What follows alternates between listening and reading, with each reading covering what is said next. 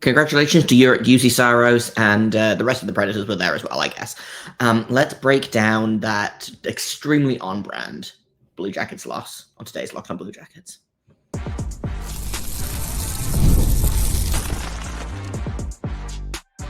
You're Locked on Blue Jackets, your daily podcast on the Columbus Blue Jackets, part of the Locked on Podcast Network, your team every day. Hello and welcome to Locked on Blue Jackets, part of the Locked on Podcast Network, your team every day. I am, as always, your host, Jay Foster, here to give you the good, the bad, and the ugly about your favorite team and mine, the Columbus Blue Jackets. Before we get things started, I want to thank everyone for making this your first listen of the day every single day. Locked on Blue Jackets is free and available on all podcast platforms and over on YouTube. I also have to let you know before we get started, today's episode is brought to you by FanDuel. Download the app by visiting FanDuel.com and win $300 in bonus bets if your first $5 bet wins. Honestly, you probably could have put $5 on this game going like this. I know that I talked a big game in yesterday's episode about how this was a good test and the Blue Jackets should easily beat the Predators. Turns out Juuse Saros might be back. He was far and away the best player for either team, I thought. There was a lot to like about the Blue Jackets game, and we'll talk about the defense, we'll talk about the goaltending, but the offense I thought was I was going to say solid, but obviously it's tough when you score one goal on 38 shots, right? But I do genuinely think that is, okay, Juuse Saros just had himself a game, right? And Jack Greaves was good as well. It's not like it was the typical game where the Blue Jackets generated a lot of offense and got ruined by the goaltending. Jack Greaves was also very good. One really stupid goal that I don't know how Bunting did it. And that power play goal by Ryan O'Reilly, which if you're going to keep playing with fire and taking penalties, it's going to happen. And also, I don't know why no one was marking Ryan O'Reilly, who was apparently just allowed to hang out down there by himself. But anyway, we'll talk about special teams in a minute. For me, the big thing was, yes, the Blue Jackets generated a lot of offense, just none of it went in, right? And there was specifically some real heavy lifters here, by which I mean Kromachenko had 8 of those 38 shots on goal. Zach Werenski had 5 shots on goal. Ivan Provorov had 4 shots on goal. Kent Johnson had 3 shots on goal. I thought Kent Johnson had a really underrated game, actually. I liked Johnson's game a lot. Again, very few people on the score sheet here. It was Voronkov from Matejchuk and Severson, and that was it, points-wise, for the Blue Jackets. But again, when you're creating that much offense, again, I go back to just how good Juuse Saros was, right? He had a .974 save percentage, 1 goal on 38 shots. That doesn't happen a lot, right? That's an extremely good game from, admittedly, a very good goalie, right? 9 times out of 10, the Blue Jackets win this game. I think there were some things that didn't go in their favor. I thought there was some, let's say, creative officiating. Some NHL discretionary officiating. I'm not sure why. If one team does it, it's holding, and if the other team does it, it's fine. Again, I'm typically not a blame the refs guy, and I talked about this a lot last season when calls were going all kinds of ways. And it's not that I think the refs are against my team specifically or anyone's team specifically. I know it's real easy to be like, oh, the refs hate us. The refs always give the other team every call and us no call. And I think it's genuinely it's not malicious. They're just bad at their jobs, right? And honestly, again, yeah, probably there should have been some calls to go the other way. But the one power play that the Blue Jackets got looked terrible. So I don't know that demanding more power plays would have really helped them out in that way.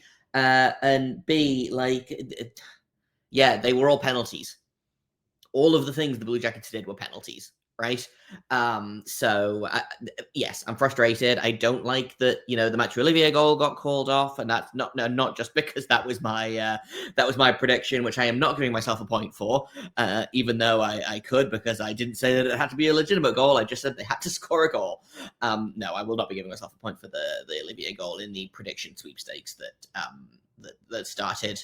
And I'll talk about those at the end of the episode, because we're going to talk about the Minnesota Wild in a little bit as well, who the Blue Jackets play on Saturday. But the point I'm making here, right, is a lot of things that happened in this game, like, that's not a typical game. I know that I said it was a very Blue Jackets loss, and it does feel like I've seen this game like 100 times in the last decade of watching this team, but you're not always going to have the power plays be so lopsided in one direction. You're not always going to have a goalie to making over, saving like 37 of 38 shots. Like that's not going to happen every game. I think the Blue Jackets, for the most part, played a really quite a solid game. Right? Again, they outworked the Preds. They got decent goaltending on their own end. I thought defensively, they were much more sound. Obviously, it got a little bit loose at the end there. Like, but up until like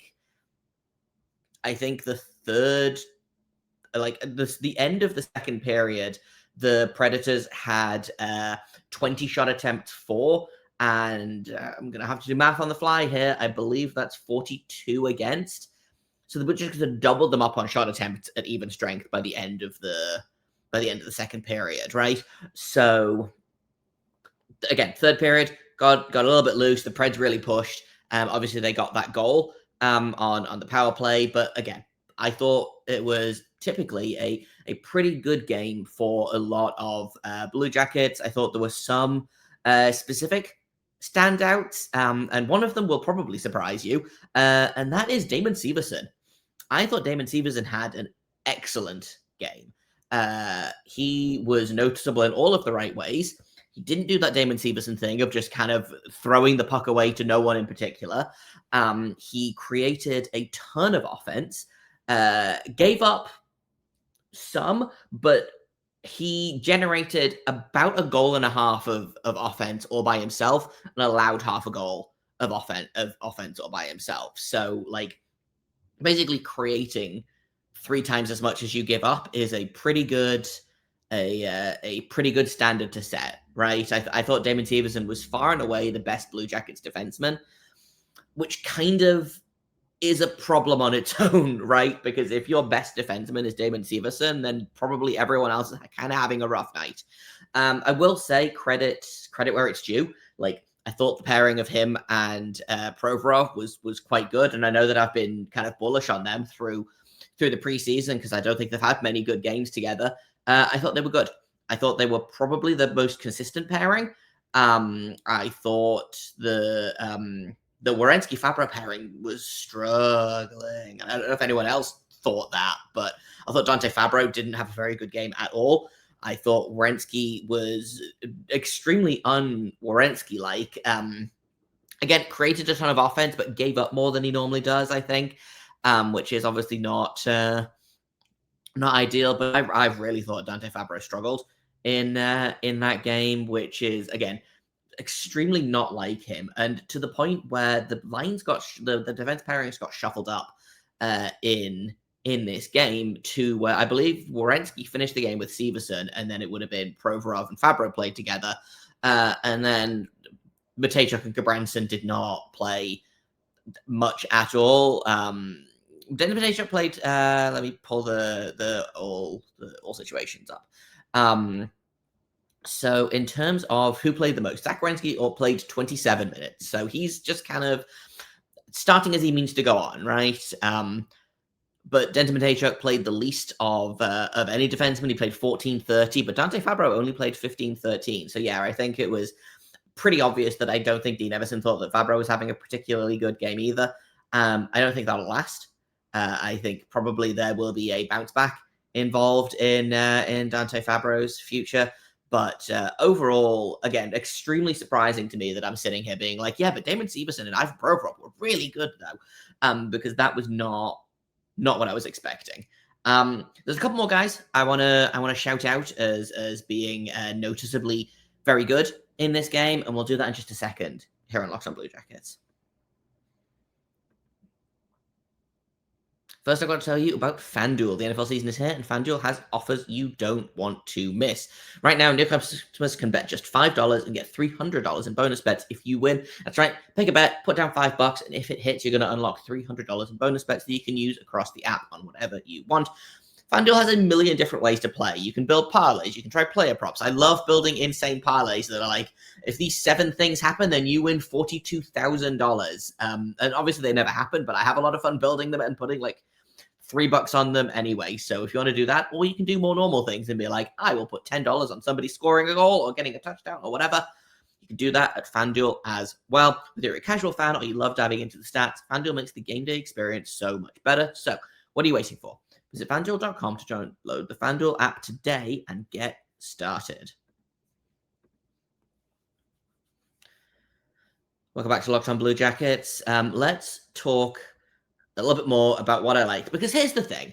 I know that I'm like, the good, the bad, and the ugly, and yeah, the third period got a little bit ugly, but like, there was a lot to like in this game. Like I said, I thought the Severson Provorov pairing was very strong. I thought Matejchuk had a very good game. I still don't know if that's my favorite thing that's happening right now, but I thought that he had a very good game playing sheltered minutes with Erik Gudbranson, who was less effective. But in fairness to Gudbranson, or sort of in fairness to Gudbranson, almost all of his downside came on the penalty kill. Why is he on the penalty kill? I don't understand why Provorov and Gudbranson is our like go-to penalty kill pairing. I know that they don't really have like a shutdown defenseman, quote unquote, but I don't understand why Gudbranson and Provorov is like, yes, we have to kill a penalty. Let's get those guys out there specifically. Because at even strength, or 5-on-5, Erik Gudbranson was on the ice for 9 shot attempts for and 8 against.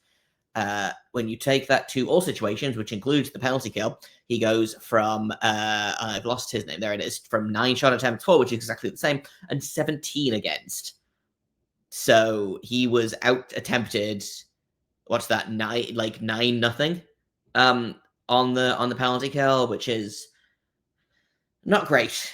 And the penalty goal, yes, it allowed 1 goal, but it's always an adventure on the penalty kill with those two, and I don't understand why. Similarly, Provorov creates 16-7 at 5-on-5. If you change that to all situations, 23-17. So not as dire as Gudbranson, but still very much like, yes, he was very good at even strength, and dipped a little bit at the penalty kill. Anyway, other guys that I want to talk about. Kent Johnson, I thought, was fantastic in this game. But the someone I want to talk about as being, I just saw his name on the chat, that's why I mentioned him. I don't know if I already talked about it a little bit. But someone that I was really impressed by was Charlie Coyle, who, again, and I've talked about this, is not flashy. He's not going to move the needle, but like, I thought he was noticeable. I thought he made smart plays with the puck. I thought he created offense. I still don't know if Olivier Coyle Johnson is a line that works. I like Johnson and Coyle together, but I also like Johnson and Fantilli. And maybe this is just because I like Kent Johnson, but like, there has to be a more efficient line than that, especially because I don't think that having Sillinger and Jenner on Fantilli's wings is going to be the best thing for Fantilli necessarily. And I talked about this a little bit on Twitter. I don't want to get too deep into it, but essentially, Jenner and Sillinger play a very, very similar game. It's kind of crash and bang and work hard and like not necessarily the best at generating offense. And I don't think you can have 2 of those guys on the same line if you want that line to be in the top 6, right? So for me, you want Fantilli and Johnson together, and then one of those guys, because that to me feels like kind of the perfect ratio of crashing and banging and offense creation and skill, and also those like garbage goals that Bujetta loves to score, But that's a whole other thing. I will be interested to see if anything changes for the Minnesota game, because again, I do think that this game was generally pretty good, especially offensively. There's some different, like defensively, I think there were some things that I would clean up. I thought the 4th line also was basically what a 4th line is, which is not great, just kind of there to try hard and love the game. But I did think that the 4th line, that play from Lundestrom at the beginning of the game where he saved a goal essentially aside, I thought that line was very weak. Zach Aston-Reese kind of just was there. Miles Wood is really, really fast, but doesn't do anything else. So it was just kind of a line that didn't do a lot beyond give up almost twice as much as they created. So not a big fan of the fourth line, but basically everything else, like I said, I liked. Again, I thought the goaltending was good. I thought Jack Greaves was solid. I thought he played well. A little bit scrambly at times, and I thought he made some excellent saves. And I'm sure he'd like that first goal back from Michael Bunting, but I also don't know how much of it he saw. And frankly, the second goal was I'm already inclined towards the goalie in terms of power play goals because the deck is just stacked against them. It's in the same way that the shootout, the deck is stacked against the goalies, right? But I think that that goal specifically was very much like, why are we letting Ryan O'Reilly just kind of hang out by the net by himself? Where is everyone? And that's what happens when that happens. So, like I said, lots to like. Some things that I would work on cleaning up. I do wonder if they juggle things around. Like I said, the game finished, I believe, with Werenski, Severson, and Provorov, Fabro as the pairings. Again, I think that mixing that up might not be a bad idea. I still would have Jake Christensen in the lineup. I still would be giving Dmitri more ice time, but that's let's fix the top four first, and then we can figure out how to do the other things. But like I said, I keep going back to this. Frustrating to lose that game, especially the goal being called off. They have all the momentum in the second period, and then at the very end, the goal gets scored, gets called back, and then the third period, it just kind of felt kind of flat after the Ryan O'Reilly goal, and I don't remember when it happened off the top of my head. Oh yeah, like 3 minutes into the period, and so like the rest of the period did just kind of feel a little bit kind of deflated, and I don't know whether that was they ran out of energy or whether they did just kind of get a little bit disheartened by the fact that they've been doing really, really well and then was suddenly 2-1 down. And I think again, when a goalie's playing well, it gets in players' heads, right? Because you're like, I can't beat this guy. I can't beat this guy. Why can't I beat this guy? And it does kind of, not holding the stick too tight necessarily, but I do think it does kind of affect how you approach the game. If you don't think you can beat a guy, then you are less likely to beat the guy. Hockey is what is it, 95% mental and 5% luck or something like that. But like I said, lots to like. Interesting to see how they approach the Minnesota game. It sounds like Elvis is going to be in goal. Let's take a quick break, and then let's talk about the game on Saturday against the Minnesota Wild.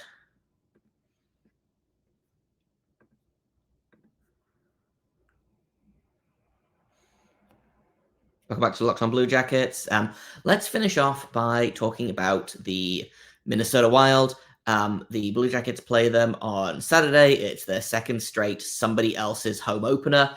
The Minnesota Wild opened their season tonight with a 5-0 win over St. Louis, which is obviously not ideal for the Blue Jackets. But if Nashville was a good test to see if they can hang with a team of that level, then I think Minnesota probably is the next step up, right? Minnesota has decent goaltending. Obviously, I believe it was Phil Gustafsson was in net for them tonight. So starting off strong for Gustafsson with frankly a pretty good game. I don't have the game sheet up for it right now, but interesting step up for the Blue Jackets. I think the Wild are an all-round better team than Nashville, but if the Blue Jackets were stymied only by Saros' goaltending, then I think that's probably a pretty good sign that the Blue Jackets can bounce back against the Wild. Now, that being said, they are going to have Elvis in goal, not Jet Greaves, which, I could really go one of two ways, right? I think that, and I said this on Twitter earlier today, I think, or, yesterday. Today when I'm recording this, yesterday when you're listening to this. It feels a little bit like, because there's 2 games until the home opener, and whoever starts in the home opener, provided both goalies are healthy, typically is going to be your main go-to guy. This does feel like another extension of the quote-unquote competition that was had in preseason, right? I think Jet played last night and played very well. how is Elvis going to do tomorrow night against the Wild? This is, again, just an extension of the competition there, because I think if Elvis plays well, probably... okay, if Elvis plays well and the Blue Jackets win, probably he gets the start. If Elvis plays well and the Blue Jackets lose, I think it's a little bit more up in the air. And I think if Elvis doesn't play very well, then Jet will be the starter on, I want to say Tuesday is the home opener, Tuesday or Wednesday. Tuesday, I think. So, like, again, it's all still very up in the air. I know that Dean Everson has talked about, both goalies played very well in the preseason, which is kind of not super true, but, you do you, Dean. But it does feel like it's still kind of wide open, right? And I think a lot of Saturday's game is going to depend on how well Elvis plays, which goes back to my point of Elvis is still kind of playing for his job here, right? He's going to have to be good in Minnesota. If he wants to keep his job, he's going to have to play well. It'd be great if the Blue Jackets get a win, but Elvis needs to play well. Otherwise, I do think he's already on the back foot, as is evidenced by, I think, Jet starting tonight. But like I said, lots up in the air.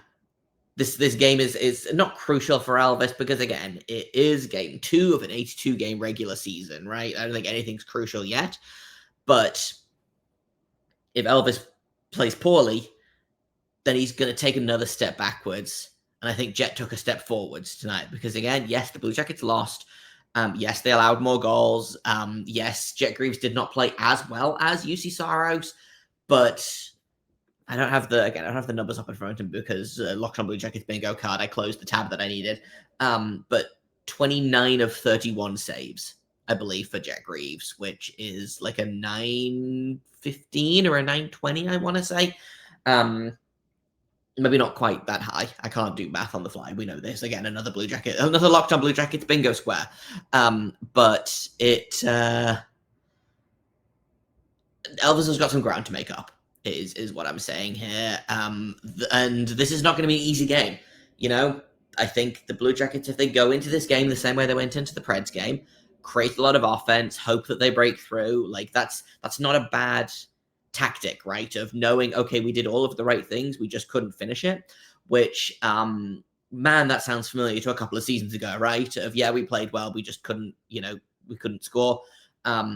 This does feel like a really aggressive regression from last season where they were scoring, 4, 5, 6 goals on 22 shots every game, or not every game, but, often enough, right? But it's very much, you'll break through eventually, right? And regression is not always going to swing so hard to the other way. It's game 1. Did a lot of things right. If game 2 they still can't remember how to score, then maybe we get a little bit more worried. But frankly, I am too old and I have seen too many bad Blue Jackets teams to get worried about this team for at least another 2 weeks, right? I'm going to knock on wood when I say that because, again, I've seen worse and probably will continue to see worse. But yeah, apart from the fact that they didn't win and only scored a goal, I like the game. Hopefully they get a similar-ish game with a much better result in Minnesota. I will be very interested to see if the lines and pairings stay together or if they become kind of what they were at the end of this game or if you get a brand new combination of both things. Gonna do predictions. As a reminder, I have decided to gamify it because it's way more fun. And so I want you guys to predict as well. And I've decided that it's unfair of me to expect you guys to predict all 82 games because you might miss a game. You might forget to comment. I don't know. So what we'll do is we'll take it via percentages. So we'll divide everyone by the number of games that you did predict. So we'll get a percentage. So if you only predict 30 games, then I will take that many points from everyone. I feel like I'm not making much sense here. But the point is, predict the score, predict the goal scorer. You get a point for each. If you get both right, you get a bonus point. And you also get a bonus point if you predict that a game goes to overtime or a shootout and are correct. So I'm going to say this is a 4-3 game. that the Blue Jackets win. And I'll give you guys a spoiler. I'm going to predict that the Blue Jackets win every game this season because it feels weird to bet against them. But a 4-3 Blue Jackets win. And I think, based on last night's game, I'm going to go ahead and say Marchenko's going to get a goal because he had 8 shots on goal against Saros and not one of them went in. So my guess is that he's due. So 4-3 win for the Blue Jackets and a Marchenko goal.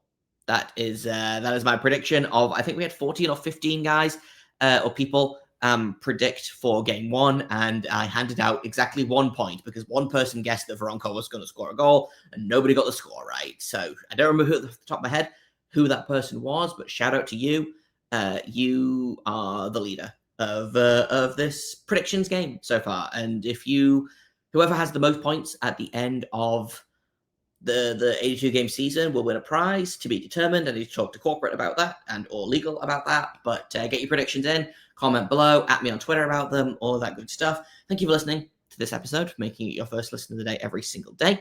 Locked On Blue Jackets is free and available on all podcast platforms and over on YouTube. I hope you guys enjoyed it. You can find me on Twitter, or you can find the show on Twitter, I should say, at LO_Blue Jackets. You can find me on Blue Sky at JAKOBFORSTER. You can find me, if you would like to email me, lockedonbluejackets@gmail.com.